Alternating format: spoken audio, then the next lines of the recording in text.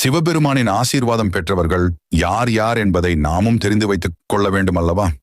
தெரிந்து வைத்துக் கொண்டால் அந்த பட்டியலில் நம்மையும் சேர்த்துக் கொள்ள முடியும். பிரதோஷ வழிபாடு அன்று தவறாமல் நீங்கள் போய் சிவபெருமானை தரிசனம் செய்து வழிபாடு செய்தால் உங்களுக்கு சிவபெருமானின் அனுகிரகம், ஆசீர்வாதம் முழுமையாக இருக்கிறது என்று அர்த்தம்.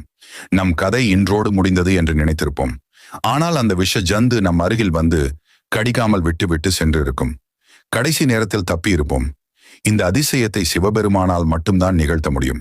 சிவன் கோவிலுக்கு யாரெல்லாம் அடிக்கடி சென்று சிவ சிவ என்ற வார்த்தையை உச்சரித்தால் நீங்கள்தான் இந்த உலகத்தில் செல்வந்தர்கள்.